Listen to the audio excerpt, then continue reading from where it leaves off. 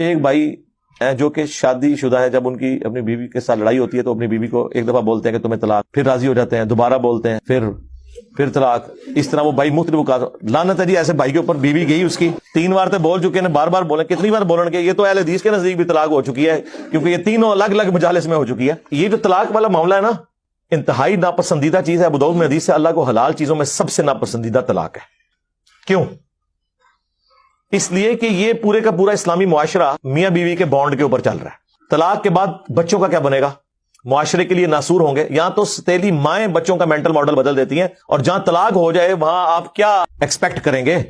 یہ کیا ہوگا؟ اس وجہ سے اسلام نے تو اسے ناپسند کی. سب سے بڑی چیز جس میں طلاق ہو سکتی تھی وہ بے حیائی ہے. تو سورہ نساء میں آیا کہ اگر عورت بے حیائی کرے تو اسے اپنے بستر سے الگ کرو، پھر بھی نہ باز آئے تو اسے مارو. لیکن مارنا اتنا نہیں ہے کہ اس کا کوئی حلیہ بگاڑ دینا ہے، چہرے پہ نہیں مارنا، یعنی جس طرح چھوٹے بچے کو ڈانٹ ڈپٹ کی جاتی ہے. اب وہ تو بڑا اچھا موقع تھا کہ اللہ تعالیٰ کہتا کہ ڈائریکٹ طلاق دے دو، ایسی تیسی ایسی زنانی دی. تو آخری درجے تک اوائڈ کیا جاتا ہے. بخاری مسلم میں حدیث ہے کہ عورت ٹیڑھی پسلی سے پیدا ہوئی ہے، اسے سیدھا کرنے کی کوشش نہ کرو. توڑ بیٹھو گے، اس سے نفع حاصل کرو، اور اس سے توڑنا، اسے طلاق دینا ہے. توڑ بیٹھو گے. نبی علیہ السلام کو اپنی بیویوں سے تکلیف نہیں اٹھانی پڑی.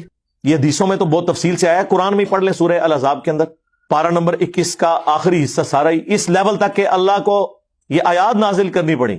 اے نبی اپنی بیویوں سے فرماؤ کہ اگر تم دنیا کا مال اور دنیا کی عیش چاہتی ہو تو آؤ میں تمہیں دے کے تو طلاق دے دیتا ہوں، اور اگر تم اللہ، اس کا رسول اور آخرت کا گھر چاہتی ہو تو اسی مفلسی کی حالت میں میرے نبی کے ساتھ فقر کی حالت میں گزارا کرو. یہ تو عورتوں سے تکلیف تو اٹھانی پڑتی ہے. بخاری مسلم میں حدیث ہے، نبی علیہ السلام نے فرمایا کہ عورت کی حالت ایسی ہے کہ پوری زندگی تم اس کے ساتھ اس نے سلوک کرو، اور کبھی ایک دفعہ کوئی تکلیف اسے تم سے پہنچ جائے تو یہ کہتی ہے جب سے تیرے عقد میں آئی ہوں نا، سکھ کا ایک دن نہیں میں نے دیکھا. یہ بخاری مسلم دونوں میں حدیث ہے، اور یقین کریں اس کا تجربہ بارہا ہم خود بھی کر چکے ہیں. اور جب تجربہ ہوتا ہے تو غصہ نہیں آتا، بس نکلتا ہے صدق رسول اللہ صلی اللہ علیہ وآلہ وسلم. آپ رسول اللہ کو یاد کیا کریں، حضور کی حدیث یاد کیا کریں، نبی علیہ السلام کو جو تکلیفیں اپنی بیویوں سے پہنچی انہیں یاد کیا کریں، تو آپ کو صبر آ جائے گا کہ میں تو شاہی کوئی نہیں. ہاں ٹھیک ہے نا. کمپرومائز کریں. مسلم شریف میں حدیث ہے شیطان کا تخت پانیوں پہ لگا ہوا ہے. شام کے وقت سارے چیلے آ کے اسے رپورٹ کرتے ہیں، آج فلاں گناہ کرایا، فلاں سے چوری کروا دی، فلاں سے فلاں کام کروایا. خوش نہیں ہوتا. ایک چیلا آگے کہتا ہے آج میں نے میاں بیوی کے درمیان جدائی کروا دی ہے، تو شیطان اسے گلے لگا کے ملتا ہے اور کہتا ہے تو نے اصل کام کیا ہے. جس نبی کی یہ تعلیمات ہوں اس کے ماننے والے روٹی صحیح نہ پکنے پر، سالن میں نمک کم ہونے کے اوپر غصہ کھا کے طلاق دیں تو لعنت ہے پھر ایسے لوگوں کے اوپر جو اپنے نبی کی تعلیمات کو پش دکھائے بیٹھے ہیں. یہ تو نبی علیہ السلام نے تو باقاعدہ تلقین کی. بخاری مسلم میں حدیث ہے میں اپنے بعد سب سے بڑی آزمائش مردوں کے لیے عورتیں چھوڑ کے جا رہا ہوں. یہ اسپیسیفکلی میاں بیوی کے ریلیشن شپ کے اعتبار سے تھا. مسلم شریف میں حدیث ہے کوئی بھی مومن اپنی مؤمنہ بیوی کے ساتھ بغض نہ رکھے. مسلم شریف میں ایک اور حدیث ہے کہ دنیا برتنے کی جگہ ہے اور سب سے بہترین سرمایہ نیک بیوی ہے. نیک بیوی سے مراد مطلب آپ کیا سمجھ رہے ہیں کہ کوئی آئیڈیل ظاہر ہے؟ آپ کیا ہیں؟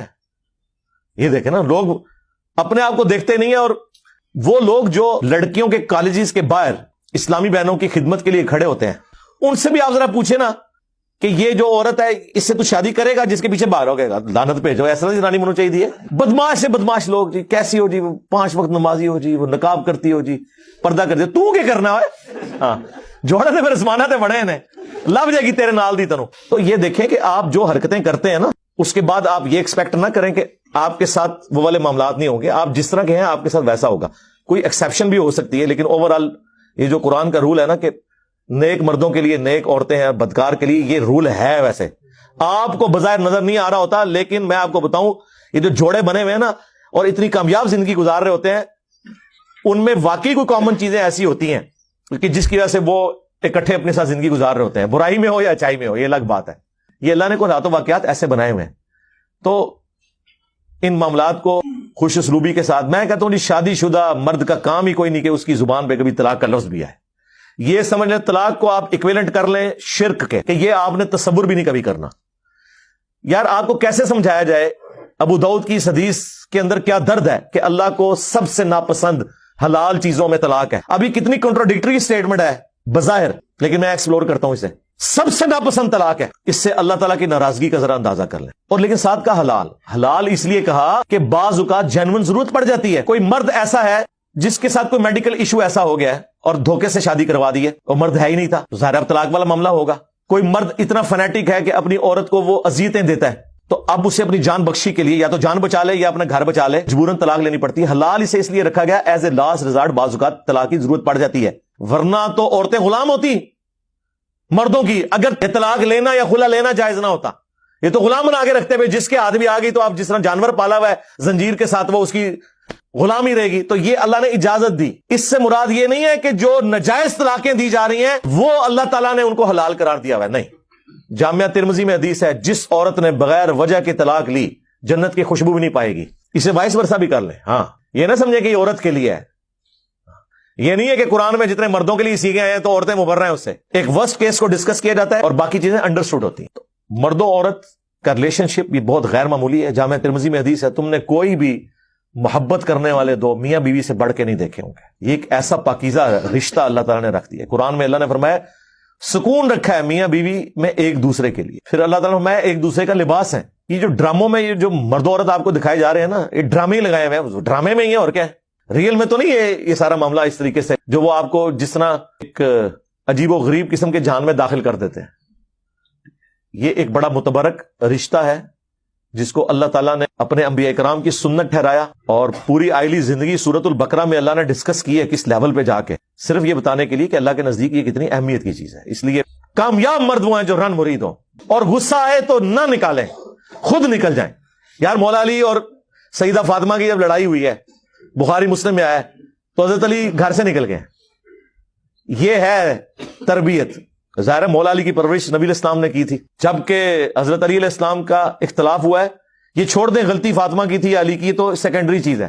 حضرت علی ڈومیننٹ ہونے کے باوجود شیر خدا، تو اڈے ورگا کوئی بزدل مرد نہیں، شیر خدا ہو کے گھر سے باہر نکل گئے۔ کیوں؟ اس کی وجہ یہی ہے کہ اس رشتے کو آپ نے اسی طریقے سے نبھانا ہے۔ وہ جو بخاری مسلم میں حدیث ہے، نبی علیہ السلام اپنی بیویوں سے 1 مہینے کے لیے ناراض ہو گئے تھے اور گھر کی چھت پہ شفٹ ہو گئے تھے، ایلا کیا تھا آپ نے، اور پھر آیات نازل ہوئیں۔ اسی دوران حضرت عمر کہتے ہیں میں ملنے گیا، پہلے تو امہات المومنین اپنی بیٹی کو جا کے ڈانٹا کہ یہ تم لوگ یہ کر رہی ہو، پھر حضور کے پاس آئے اور کہتے ہیں میں نے کوشش کی کہ بھئی حضور کو ہنسانے کی کوشش کروں، اور جب میں چھت پہ چڑھا تو ایک کونے میں چھوٹا سا مشکیزہ لٹکا ہوا ہے، ایک چٹائی پہ حضور لیٹے ہوئے ہیں، اوپر بھی چادر کوئی نہیں، صرف تہمت باندھی ہوئی ہے، آپ اٹھے ہیں جسم پہ چٹائی کے نشان۔ حضرت عمر نے رونا شروع کر دیا، یا رسول اللہ کیسروں کس طرح دنیا کے مزے لوٹ رہے ہیں اور آپ اللہ کے پیغمبر ہو کے یہ آپ کی حالت ہے۔ آپ نے فرمایا لگتا ہے عمر ابھی بھی دنیا کی حقیقت تم پہ نہیں کھلی، کیا تم اس پہ راضی نہیں ہو کہ کیسروں کس طرح دنیا کے مزے لوٹیں اور ہم آخرت کی سعادت۔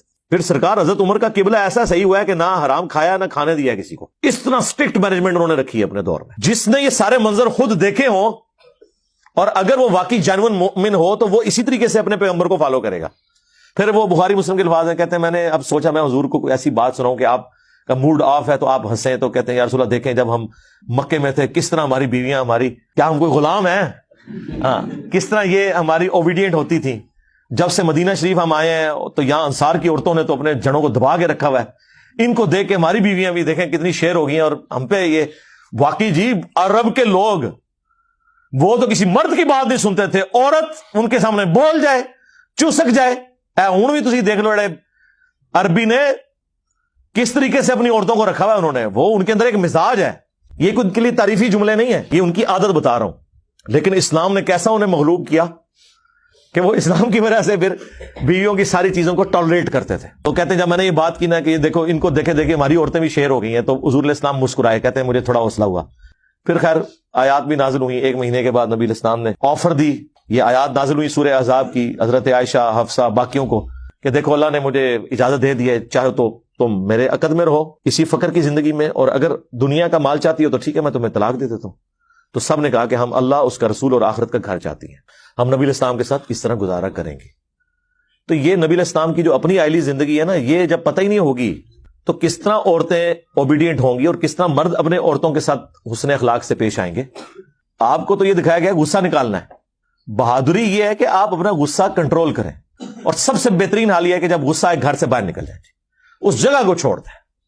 اعوذ باللہ من الشیطان الرجیم پڑھیں جو بخاری مسلم میں آیا ہے، 2 بندے لڑ رہے تھے، آپ نے فرمایا میں ایک جملہ ایسا جانتا ہوں اگر یہ پڑھیں تو ابھی یہ سارا معاملہ ٹھنڈا ہو جائے گا، وہ اعوذ باللہ من الشیطان الرجیم، اور جگہ تو فوراً چھوڑیں جی، سیدھی سی بات ہے۔ دروازہ بے شک زور سے مار کے چلے جائیں، ٹھیک بات ہی تسی کرانا ہے، زنانی نو کچھ نہ کہو، ہاں بس